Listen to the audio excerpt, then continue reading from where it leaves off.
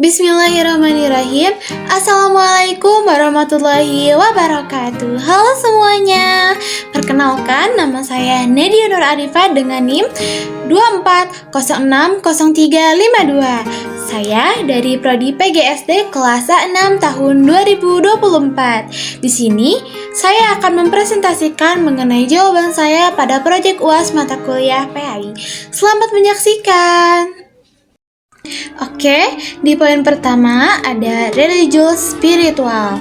Suasana masjid yang tenang dan hening dapat membantu orang-orang yang sedang berada di dalamnya beribadah dengan tenang dan juga mendukung masyarakat untuk mempertebal serta menguatkan keimanan dengan menjaga akidahnya agar selalu sesuai dengan fitrah dan akal sehat, selalu berpegang teguh pada Al-Quran dan Sunnah dan menjaga diri dari kemusyrikan. Lalu poin kedua ada sehat jasmani dan rohani. Badan dan jiwa yang sehat menjadi pendukung kekhusyuan seseorang dalam beribadah. Oleh karena itu, saya menyarankan ada baiknya para pengurus masjid bekerja sama dengan masyarakat dengan mengadakan program rutinan olahraga untuk meningkatkan kesehatan masyarakat. Juga mengadakan edukasi kesehatan mental yang disertai penanaman nilai-nilai akidah Islam dan perbaikan moral demi mencapai ketenangan hidup. Nah, yang poin ketiga ini, cerdas emosional, intelektual, dan spiritual. Para pengurus masjid dapat mengadakan program kajian rutin setiap Sabtu pagi atau setelah waktu maghrib sebagai bentuk implementasi pendidikan Islam untuk membangun kecerdasan emosional dan membina akhlak Islami. Selain itu, kajian rutin ini juga bermanfaat bagi masyarakat untuk membina mereka menjadi kaum intelektual yang beriman dan bertakwa kepada Allah Subhanahu wa Ta'ala, bijak dalam berperilaku, serta berpikir kritis dan rasional dan berwawasan yang luas. Poin keempat, sejahtera. Nah, masjid dapat menjadi sarana untuk meningkatkan kesejahteraan masyarakat melalui program seperti penyaluran zakat, infak, dan sedekah bagi mereka yang membutuhkan. Program ini juga bermanfaat bagi masyarakat untuk menciptakan kerukunan dan ketentraman dalam kehidupan sehari-hari. Nah, selain itu, program ini juga bisa sebagai sarana untuk menghindari sikap acuh tak acuh atau perilaku ketidakpedulian satu sama lain yang tidak sesuai dengan fitrah manusia sebagai makhluk yang sosial.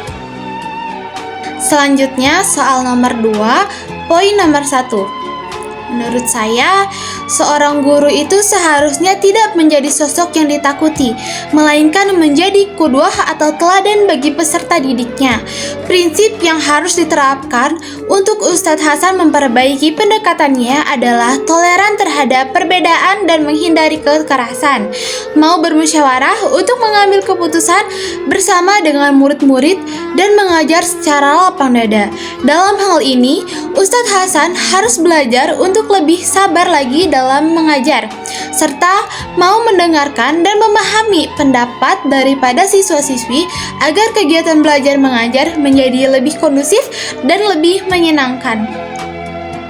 Poin kedua, strategi yang dapat diterapkan oleh Ustadz Hasan adalah bersikap terbuka dan mendengarkan pendapat siswa, melatih komunikasi dengan mengajak siswa untuk bertanya dan berpendapat, juga mengajar dengan sikap yang lebih lembut kepada siswa.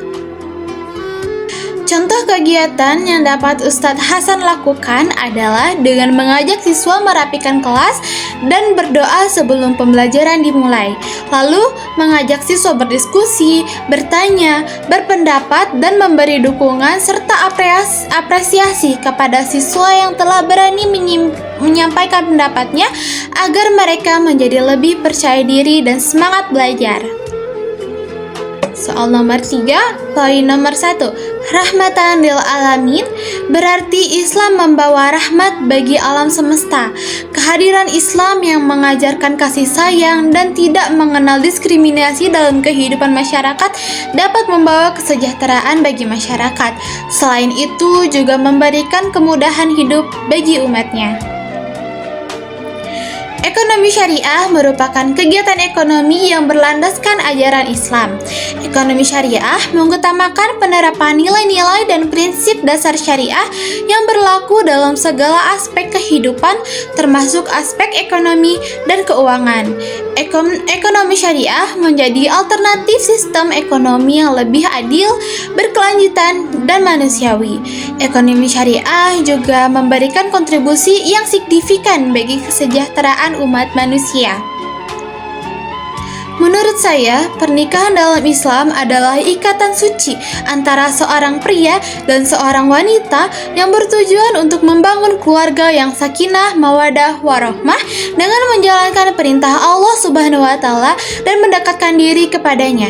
Pernikahan dalam Islam juga melestarikan generasi dan menghindari perbuatan zina. Memang, Islam melarang umatnya melakukan tindakan hal apapun dengan konteks pacaran karena bukan mahramnya dan akan mendapatkan dosa jika dilakukan. Tetapi, Islam menghalalkan tindakan dan perilaku umatnya ketika mereka sudah menikah dan akan mendapatkan pahala. Dalam Islam, pernikahan merupakan salah satu perwujudan dari iman kepada takdir Allah Subhanahu wa taala. Setiap manusia sudah ditetapkan jodohnya oleh Allah Subhanahu wa taala dan pernikahan adalah bentuk perwujudan ketetapan tersebut.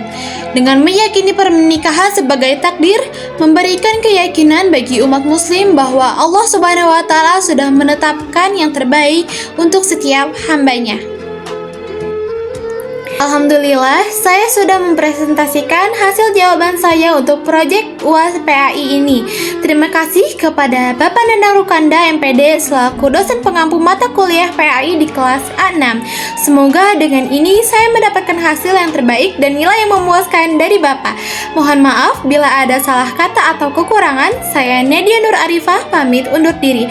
Wassalamualaikum warahmatullahi wabarakatuh. عروسة النور تاج البدر يبرزها نجما يشع في أنوار وأنوار مبارك زوجها جاءت على درر زوج النقاء بتتويج وإبهار